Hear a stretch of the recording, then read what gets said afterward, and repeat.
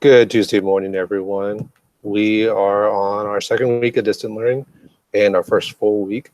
So I definitely want to give you all some updates on some improvements that we've done on the backside to increase the ability for your students, your teachers, and your parents to connect during distance learning.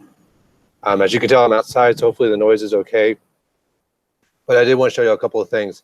First off, like I sent out the email yesterday, I'm going to share my screen. I'll show you a couple of updates that I did.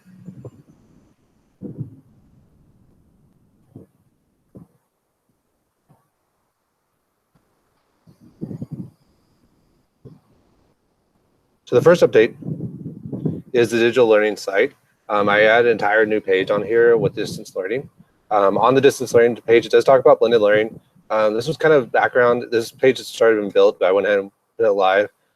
So I put some resources on here for blended learning, and the idea basically is that blended learning is where we take both the digital set of tools and the brick and mortar set of tools and you merge the two together to have a normal, fuller experience.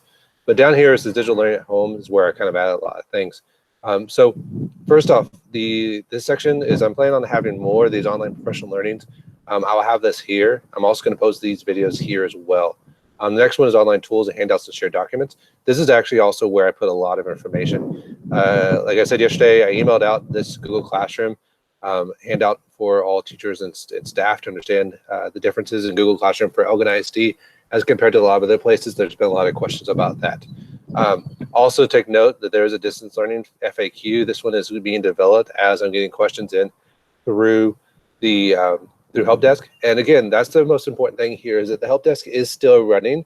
Myself, Brian, David, several of our techs are also working in those places. Your campus technologists are working those as well. So definitely don't just email one specific person because that one specific person might be having 30 other things going on right then. And so like everyone else, so it's definitely best to go ahead and drop it into a help desk. A ticket is created, and then we work those help desks as soon as we possibly can to get you the support you need. Another piece that I did add in here were these annotate with Cami. One of the pieces that are coming in is that the uploads that are there from curriculum department are not allowed or are not designed to specifically just be open and created. They do have to make a copy. So for instance, if I go to the district page, and on the district page, if you go to the second picture, it has the resources on there. So basically what these handouts talk about is essentially there's also two videos on here, both from the student as well as the teacher perspective. You're free to use those as necessary. To where basically the idea is that these lesson plans, students, especially in the secondary levels, are used to grabbing a PDF and being able to annotate those PDFs. But as I go through here and I grab this PDF, a student is able to just grab this and then start annotating and turn it into you. They will have to make a copy of this.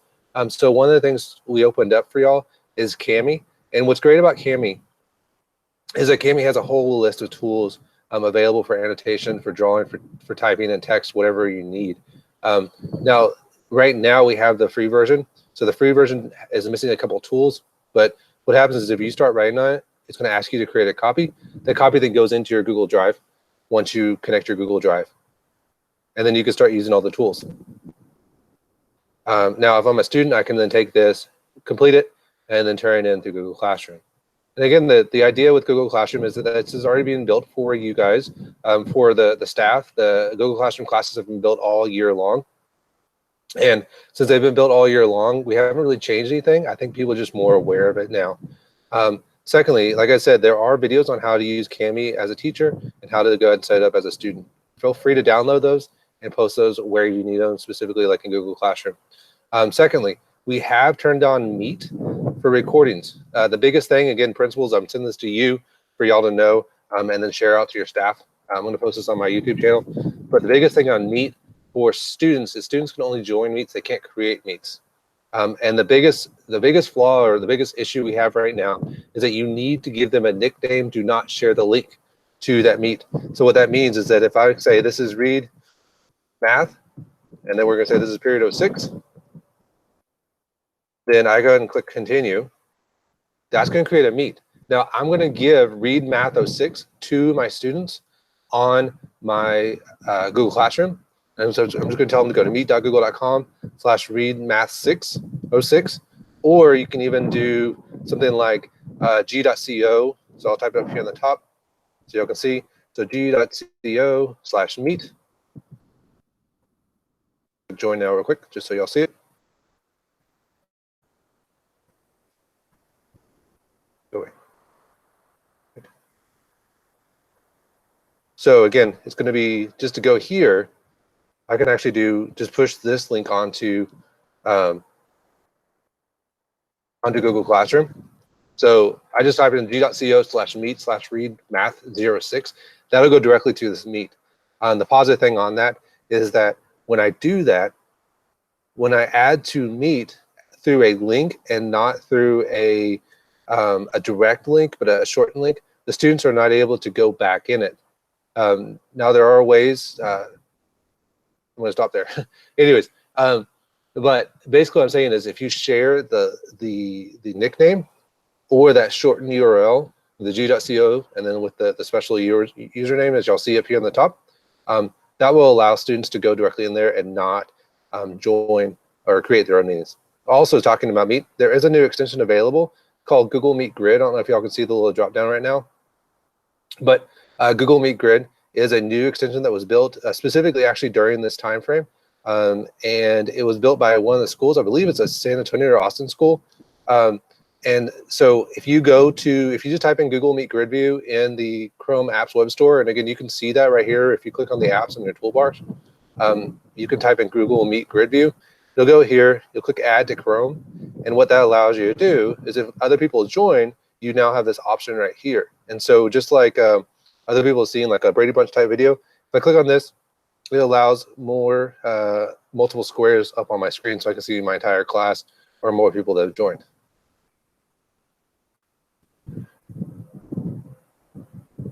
Also, as an update, I went ahead and created a online conferencing norms. I'm going to click on that. This is just a quick PDF. Definitely go ahead and post this in your Google Classroom when you start sharing out that you're going to start doing meetings online.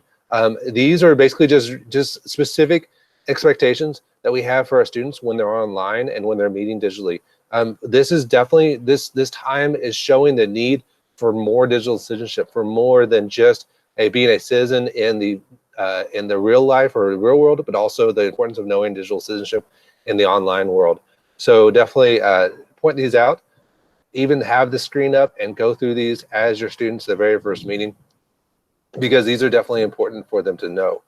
Just like in the classroom, we're going to start with our expectations, we're going to practice our expectations, and we're going to continue to review those expectations. Also on here, there's now a new Google Meet teachers and parent interaction, or teachers and student interaction guidelines. The reason why I didn't turn the recording on yet, and I definitely had to clear this up with Brian, is to make sure that we are very clear on our expectations on when we can record meetings for Google Meet. So a couple things it talks about here. I basically updated the previous Google Meet handout. And on this one, though, it does talk about recording a Google Meet and specifically the guidelines for recording. Basically, the only time you really want to make sure you're recording is if you're by yourself or other teachers are present. And then also make sure that when you are recording, you are having a verbal mention that the recording is starting and when it's ending.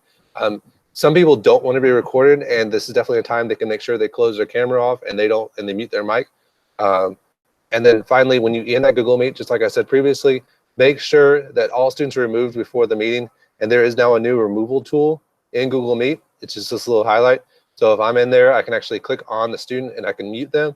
I can either remove them, or if I want to have a specific, if I want everyone to watch that one student that's speaking, we can also pin it. But again, make sure you follow these guidelines. These are the recommendations or the guidelines that Elgin ISD Technology is putting forth to when you record meetings. There's more information on here about using Google Meet. This is the previous handout that I've made before, but this one now talks about basically using student meetings. Let's see, and then finally, there is, I didn't really be able to point this out previously, but there is now a searchable object for having resources online at home. These are going to be updated frequently. But as always, guys, we have ClassLink for you, for your students. And the biggest thing on ClassLink is that if it is a personal device, ClassLink does run on extensions. Those extensions, as always, you have to grab them from the Chrome Web Store. But if you just type in ClassLink You're going to look for this one-click extension. That's what's going to be needed for your parents at home. Also, if they're using a mobile device, and look for this handout in the Google Drive folder that's on the website. If they're on a mobile device, they will need to go ahead and add Elgin ISD as their account. I will go ahead and follow up. There's been several questions about using HMH and a lot of those other resources to make handouts or connect them through ClassLink or connect them to Google Classroom. There is a process to that, but that process is going to need to be, make sure I clarify everything and make it real clear for y'all. So like I said, happy Tuesday. Let's get this thing done. And I think y'all are going to do a great job. And pass all this on to your staff, because the more we know, the more the students know, and the better we're going to be. Y'all have a great Tuesday, and I will see y'all later.